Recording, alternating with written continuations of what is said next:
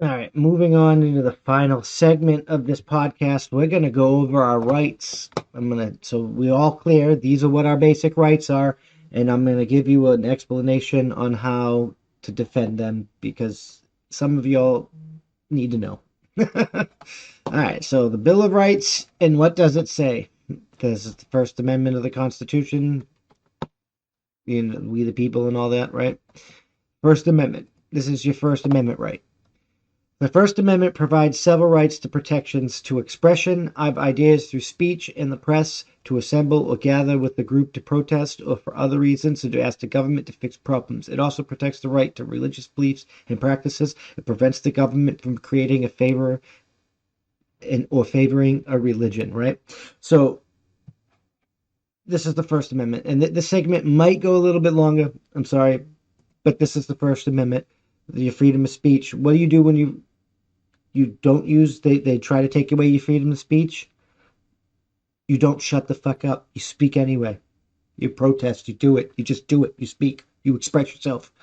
You fight.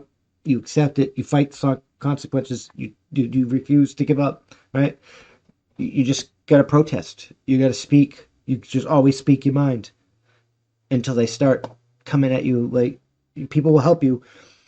They'll help you with lawyers. You can take it all the way. They're not. You're gonna win that fight, but nobody makes that fight. But you would win that fight. You just gotta fight the fight, but nobody's willing to fight the fight, right? And it's gonna go deeper than that, right? So let's get back into the Second Amendment because everybody's simple. This protest, you're just like they want to take your right to religious beliefs away. Practice your religion anyway.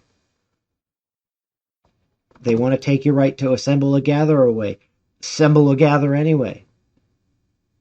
If they want to take your right to the press away, release press briefs anyway.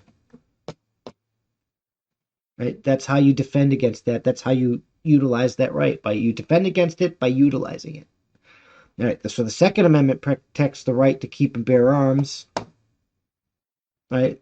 That gives you the right to keep and bear arms, even though they're kind of trying to fight this piece. How do you fight when they come for your right to bear arms? You utilize them. If they try to take your arms, you defend your right. You have a right. That's how you do it.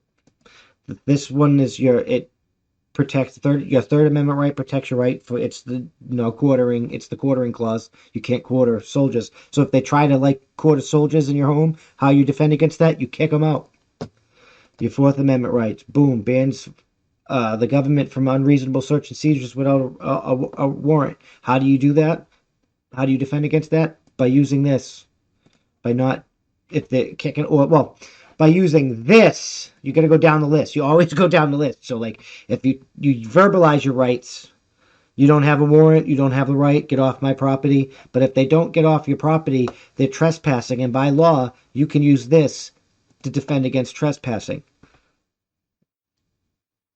But you only have the rights that you're willing to defend yourself as. So that you're willing to defend. Now, by no means am I telling anybody to just go out and shoot people, because there is a fucking process. But nobody, Fifth Amendment, you have the right to not incriminate yourself. So if they try to make you speak, the way you defend against that is just by simply not fucking speaking. It just keeps going on and on and on. The Sixth Amendment provides an additional protection to people caused for crimes, such as the right to speedy public trial and jury in criminal cases.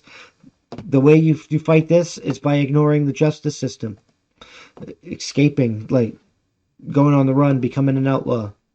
Seventh Amendment extends the right to a jury in federal cases. If they don't give you a right to a jury, I mean, it's same that the justice system's already collapsed, back here, and none of this fucking the government's garbage, and it's lost all of its credibility, and people shouldn't listen to it because they get the consent to govern from the governed. Eighth Amendment bars excessive bails of fines, unusual punishments. The same deal. I mean, it's pretty simple on this point. Ninth Amendment states that the specific rights of the Constitution does not mean that people have other rights that have not been spelled out. That's pretty simple. You just defend your other rights, whatever they may be, whatever you decided your specific community has decided your rights are. 10th Amendment says the federal government has those powers dedicated to the Constitution, listed to the states of the people. That just gives the states the ability to govern everything that the so the federal everything that's not written in the Constitution that the federal government does is a violation of our 10th Amendment rights because that power belongs to the states or to the people. I mean, it's that fucking simple. And there's other rights that you might. So women's right to vote, Black African Americans' right to vote. You know how you defend those? By fucking voting anyway, showing up and voting. Going back, the only time it seems like everybody gets together and they're like, oh, I don't like this garbage. It's fucking fucked up. We got to do something about it. But then police, even police that say that, but they'll go in and they'll be like, "Oh, you go arrest this dude for this fucking stupid reason." Oh, yes, sir. I'll lick that boot and go get him. But that's my job. But none of this garbage is going to stop until we stand up and stop it. There are 400 million guns in this country, 200 million gun owners. That outnumbers all of the alphabet boys, the military, and everybody combined. The government can't do anything that we don't want them to if we stand up and say no. But we have to be willing to fight the consequences for that. If you're not willing to give everything for your rights, do you really deserve those rights?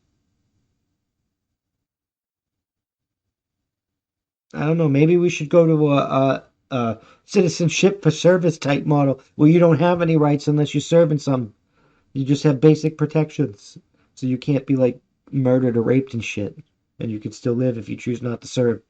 But you don't get to vote or anything like that because you don't respect them. You don't understand them. You keep trying to manipulate them. You're being fascist and trying to take them away. Everybody's a fucking hypocrite on both the left and the right. You'd be like, oh, I don't like that. You're doing it to me. And then you turn around and fucking do it anyway.